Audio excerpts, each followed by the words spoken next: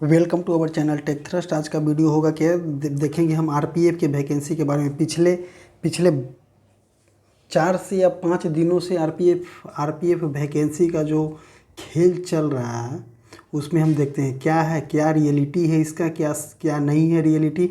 पिछले पिछले भी 4 या 5 दिन पहले भी एक आरपीएफ का नोटिफिकेशन आया था। उसमें बहुत सारे लोग बोल रहे थे कि ये फेक है फेक है।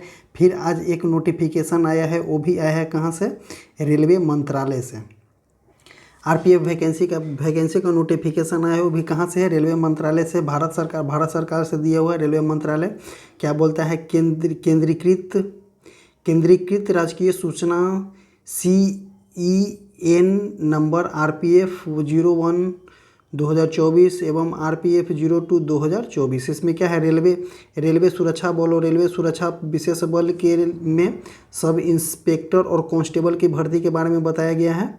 और है इसमें क्या, हम पढ़ते हैं शुरू से। रेलवे सुरक्षा बल RPF और रेलवे सुरक्षा विशेष बल ने निम्नलिखित पदों के लिए योग्य उम्मीदवारों आवेदन आमंत्रित किए जाते हैं। सभी दृष्टिकोण से पूर्ण आवेदन केवल ऑनलाइन जमा किया जाना चाहिए।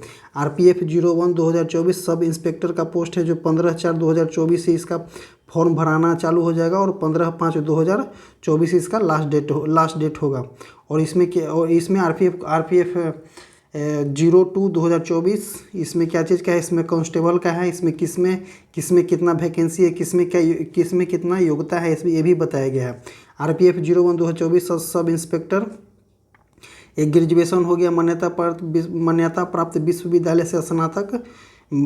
चिकित्सक हो गया, वहाँ से B1 होता है इसका। 20 से 28 इसका एज है और 452 वैकेंसी इसका है।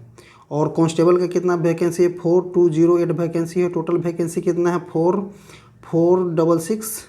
4660। यही वैकेंसी 4 दिन पहले भी एक नोटिफिकेशन में रिलीज हुआ था, लेकिन बहुत सारे लोगों ने इसके बारे में बताया क्या गया था कि ये फेक है।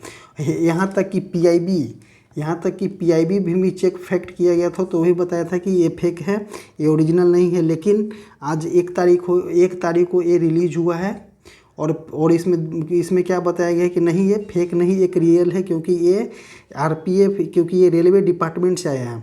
अब आगे क्या बोलते हैं इसमें देखते हैं।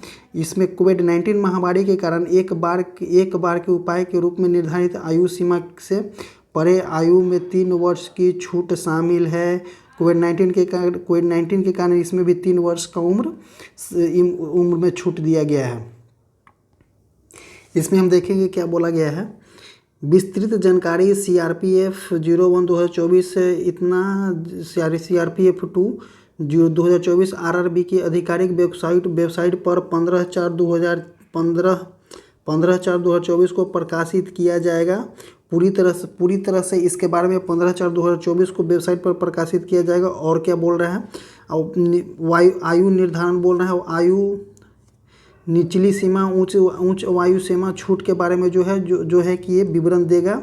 आप अधिक जानकारी के लिए वेबसाइट पर प्रस्तुत CNE नंबर देख सकते हैं। इसका कहने का मतलब क्या है कि जो आयु का क्राइटेरिया है आप वेबसाइट पर भी जा कर के देख सकते हैं, या 15/4/2004 को जो आधिकारिक वेबसाइट RRB के वेबसाइट से जो प्रकाशित किया जाएगा उसमें पूरा अच्छी तरह से दिया रहेगा। उम्मीदवारों को सुनिश्चित किया जाता है कि आवेदन करने की अंतिम तिथि के लिए निर्धारित सभी पात्रता को पूरा करें। निर्धारित शैक्षणिक योग्यता का प्रमाण की प्रतीक्षा कर रहे उम्मीदवारों को आवेदन नहीं किया जाएगा। इसका कहने का मतलब क्या है कि जो अपेयरिंग स्टूडेंट है उसके लिए ये नहीं है। अपेयरिंग स्टूडेंट के लिए ये वाला नहीं है। शारीरिक मानक चिकित्सा के बारे में क्या बताता है? उम्मीदवारों को यह सुनिश्चित करना होगा कि वह जिस पद के लिए आवेदन कर रहे हैं उसके लिए निर्धारित PMT चिकित्सा मानक, जैसे कि आधिकारिक RRB वेबसाइट पर प्रकाशित किया गया है या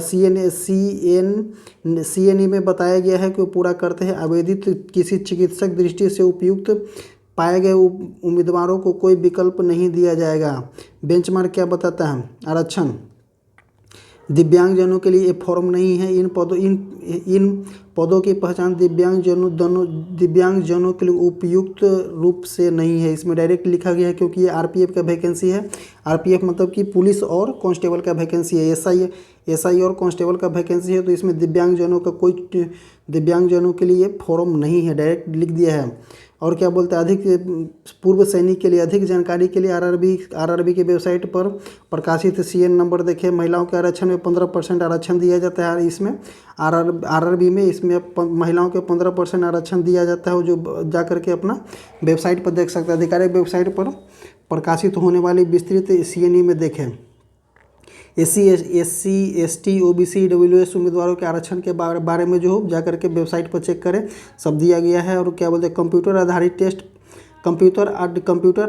टेस्ट परीक्षा मोड क्या होगा। कंप्यूटर आधारित टेस्ट के बाद शारीरिक दक्षता मतलब कि एक टेस्ट होगा, मतलब कि एक CBT 1 होगा और CBT 2 में क्या बोलता है PET टेस्ट होगा, शारीरिक माप PET। अधिक जानकारी के लिए आप वेबसाइट पर चेक कर सकते हैं। अब क्या बोलता है सभी उम्मीदवारों के लिए 500 रुपया शुल्क रखा गया है और उसको आपको 400 रुपया रिफंड कर देगा आफ्टर एग्जामिनेशन। और क्या बोलता है एससी एसटी पूर्व सैनिक, महिलाओं, अल्पसंख्यक एवं आर्थिक रूप से पिछड़े वर्गों के लिए कितना दिया गया है, 250 रुपया दिया गया है और उसको रिटर्न भी करेगा 250 रुपये एग्ज़ाम देने के बाद।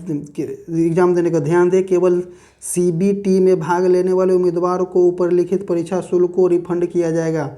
और इसमें क्या लिखा हुआ है कि जो भी CBT 1 का एग्ज़ाम देगा उसी को ये रुपया रिफंड किया जाएगा। और आगे अधिक जानकारी के लिए सब अभी नहीं दिया गया है, ये सब दिया जाएगा कब, देखिए दिनांक 2/3/2024।